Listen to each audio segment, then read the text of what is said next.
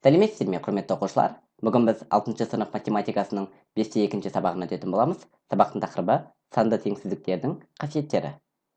Жалпы санды теңсіздіктердің қасиеттерін бірінші қасиеттен бастап түсіндіреміз. Бірінші қасиеті мынандай: егер а саны б санынан үлкен, ал б саны с санынан үлкен болатын болса, онда а саны с санынан үлкен болып табылады. Оны егер теңсіздік түрінде жазатын болсақ, былай болады. Сонда егер а үлкен б-дан болса, б үлкен с-дан болса, онда бастапқы а с-дан да үлкен болады. Егер бұл әріптерді координаталық түзудің бойынша жазатын болсақ, а үлкен б-дан деп тұр. Демек, а нүктесі б-ға қарағанда оң жақта орналасады. Демек, бірінші а-ны сызып аламыз, сосын б-ны сол жақтан сызамыз. Оң жақта тұрған сан үлкен болып табылады. Ал б үлкен с-дан дейді. Демек, с нүктесі б-ға қарағанда сол жақта тұрады. Өйткені сол жаққа түскен сайын сандардың саны кішірейіп барады.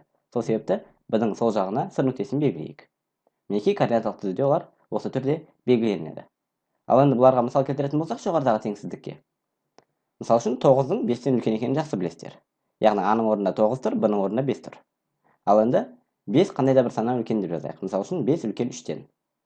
Бұл жерде түсінікті, автоматты түрде 9 3-тен үлкен болады. Сонда а с-дан да үлкен болып табылады. Жоғарыдағы теңсіздікке мысал. Ал енді екінші қасиетті қарастырайық.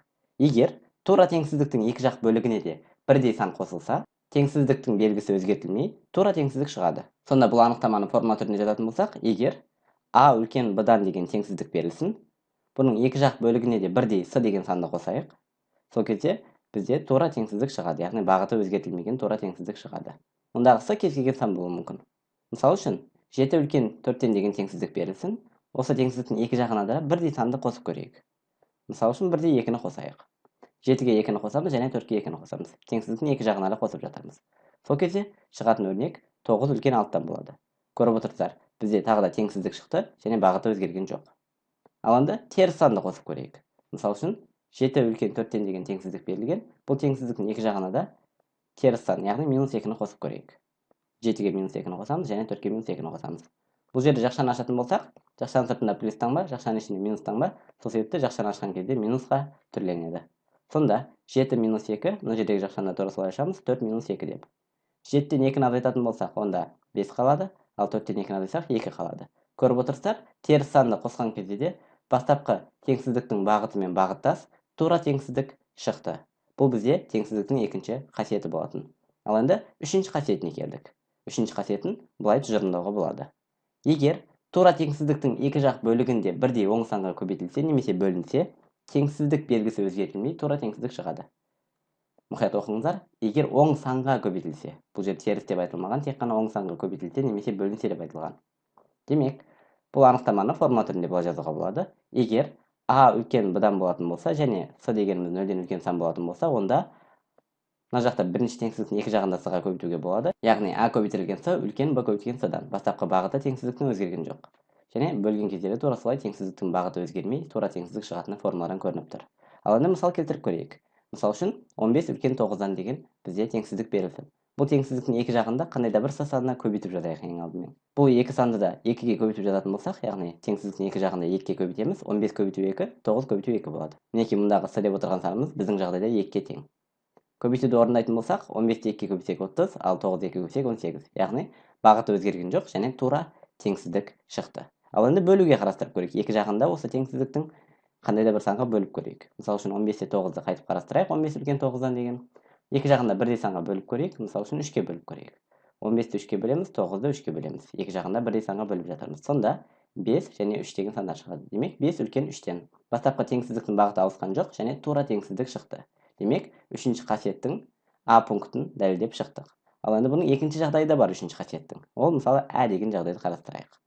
Егер тура теңсіздіктің екі жақ бөлігінде бірдей теріс санға көбейтілсе немесе бөлінсе, бізде бірінші айтқан кезде бірдей оң санға көбейтілсе немесе бөлінсе деп айтып еді, ал бұл жағдайда теріс санға көбейтілсе немесе бөлінсе және теңсіздік белгісі қарама-қарсы таңбаға өзгертілсе, онда тура теңсіздік шығады.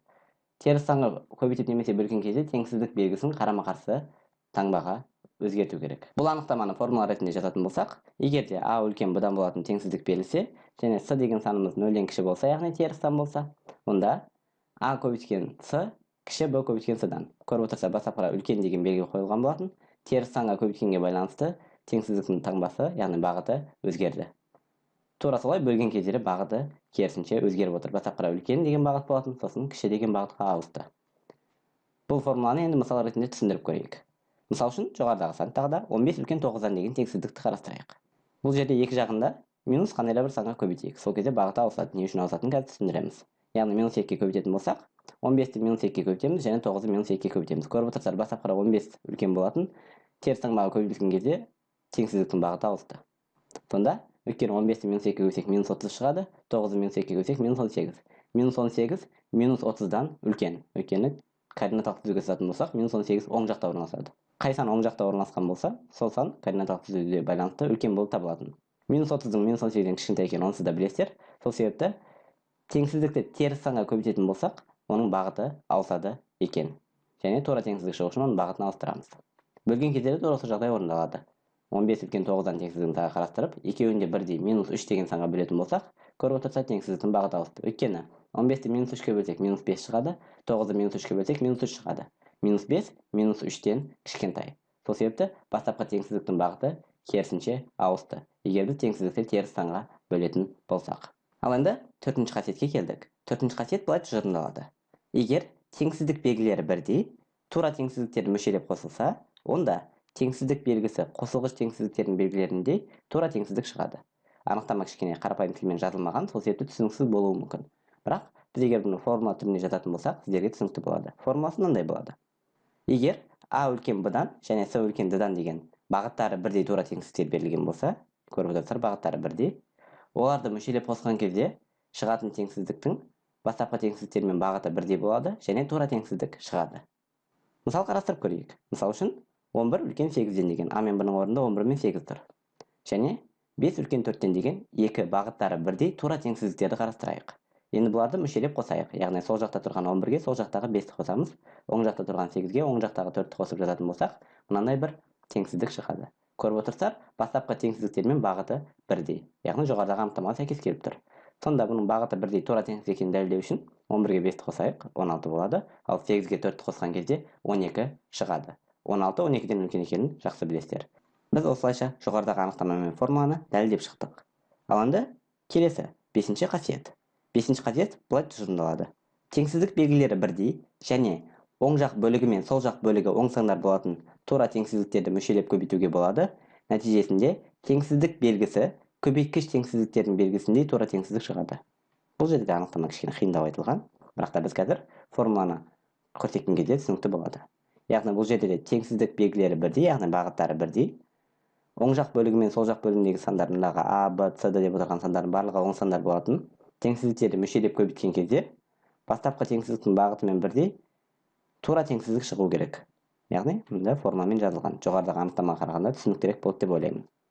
Мүшелеп көбейту деген оң жақтағы мүшесіне оң жақтағы мүшесін көбейтеміз және сол жақтағы мүшесіне сол жақтағы мүшесін көбейтеміз. Сол кезде бастапқы теңсіздіктің бағытымен бірдей тура теңсіздік шығу керек. Мысал қарастырайық. Мысал үшін жоғарыдағы мысал 11 үлкен 8-ден және 5 үлкен 4-тен деген екі теңсіздіктер берілген болсын. Енді бұларды мүшелеп көбейтейік. 11 мен 5-ті көбейтеміз, яғни сол жақта тұрған санға сол жақтағы санды 8 мен 4-ті көбейтеміз.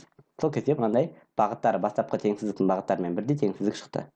Бұны дәлелдейтін болсақ, 11-ді 5-ге көбейтсек 55, ал 8-ді 4-ге көбейтсек 32. Мінекей 55 32-ден үлкен.